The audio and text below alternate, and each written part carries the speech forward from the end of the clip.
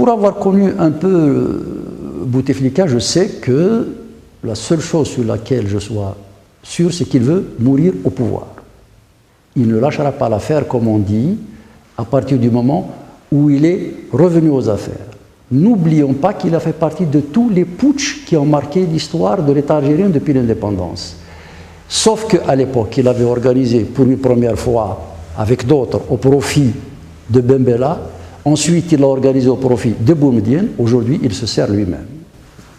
D'accord. Donc c'est dans la nature même du personnage, c'est de l'ordre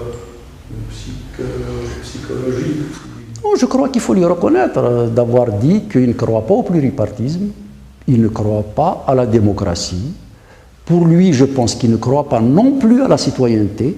Le profil du personnage se prêtait à cela, mais il me semble qu'il y a quelque chose qui l'a conforté dans ses certitudes, je n'appelle pas ça des convictions, c'est que sa longue traversée du désert, lorsqu'il a été évacué du régime et qu'il a amené à errer un peu dans les pays du Golfe, il a découvert non pas la relation entre le dirigeant et le citoyen, mais entre le monarque et le sujet.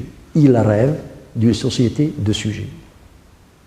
Il ne s'agit pas de donner une perspective à la nation, c'est le drame de l'Algérie. Il ne s'agit pas d'organiser une compétition loyale dans la classe politique. Il ne s'agit pas d'ouvrir des perspectives.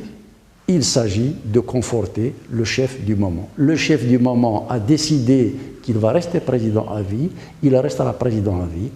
Après lui, probablement que la Constitution sera ce que voudra celui qui viendra à sa place, si toutefois nous les laissons faire ce qu'ils veulent, ce que nous sommes évidemment déterminés à empêcher.